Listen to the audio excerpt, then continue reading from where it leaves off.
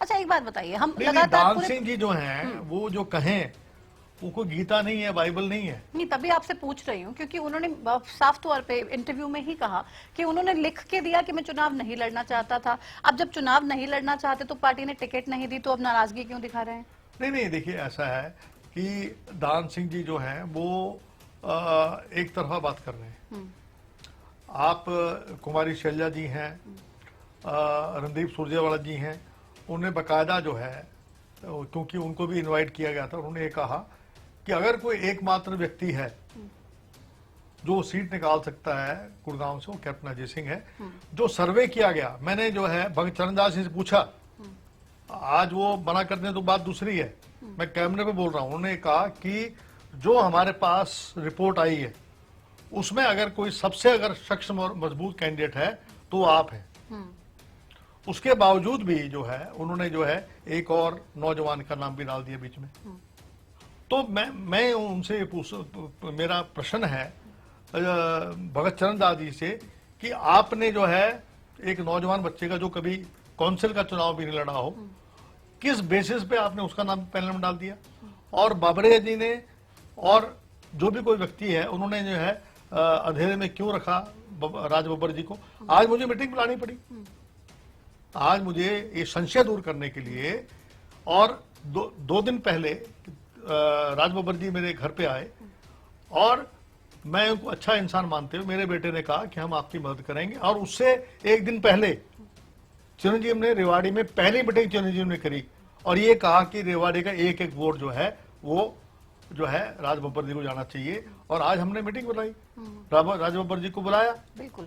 और मैं आपको बताना चाहता हूं, कोशिश की गई यहां तक भी कि इस प्रोग्राम में वो ना आए।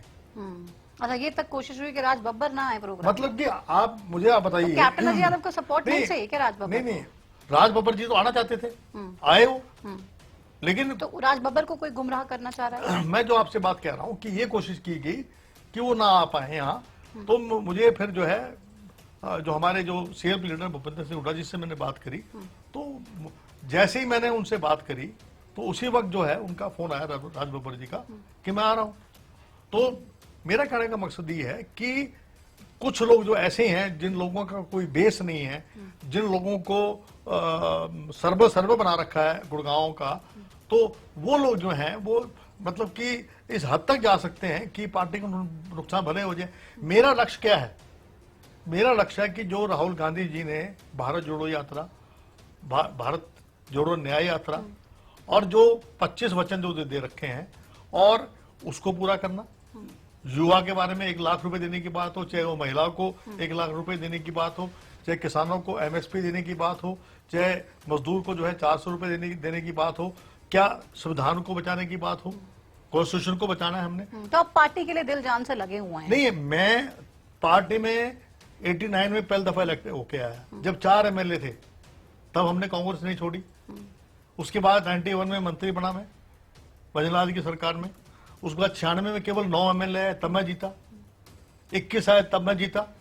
2005 में सीएलपी लीडर होते हुए आप रिकॉर्ड उठा के देख लीजिए, कांग्रेस का अगर सबसे अच्छा प्रदर्शन रहा तो 2005 में रहा, क्योंकि भजनलाल जी और हुड्डा साहब के बीच में द्वंद था। और मैंने जो है हुड्डा साहब के जो जितने उम्मीदवार थे उनकी मैंने पूर्ण रूप से वकालत करी। और हमने जो भजनलाल जी के जो अच्छे उम्मीदवार थे, ऐसे उम्मीदवार कम से कम 20 के करीब होंगे जिनको मैंने अपोज नहीं किया। हमारी 67 सीट आई। तो मतलब आप एक साथ मिलकर चुनाव लड़ा, तो क्या ऐसा भी